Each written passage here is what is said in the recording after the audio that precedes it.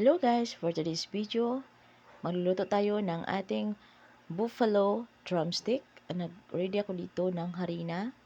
At ayan na guys, nilagyan ko ang ating mga drumstick ng harina para iprito natin ito sa mainit na kawali. Ayan guys.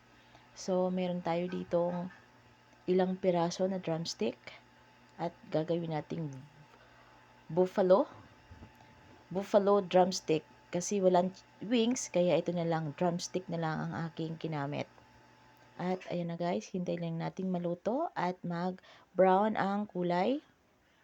Yes, mag-brown. At tingnan na natin kung okay na ba siya baliktarin. Ayan guys, so hindi pa masyado. Ayan, hindi pa siya pwedeng baliktarin. Lutuin pa natin hanggang sa ito ay mag-brown ang color. Ayan guys, ang aking ginawa dyan guys ay, ayan na guys, binaliktad ko na. Ang aking ginawa dyan guys ay, binabad ko muna ang ating drumstick sa ating patis at ating dahon ng laurel at yung buong paminta. Binabad ko yan siya ng 3 hours bago natin piprito para malasa ang loob niya guys.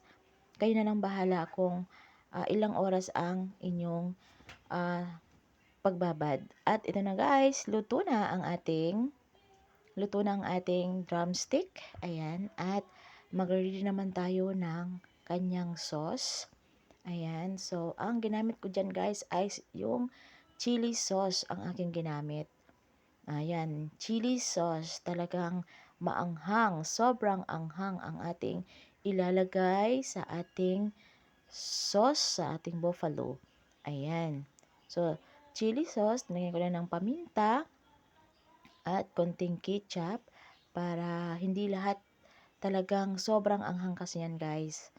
Ayan, so pinakulo ko lang siya, nilagyan ko ng konting asukal para manamis-namis ang kanyang lasa. Ayan, at iko-coating na natin ang ating manok tiyan. Yung ating drumstick, ayan, isa-isa natin lalagyan ng sauce para lahat sila meron.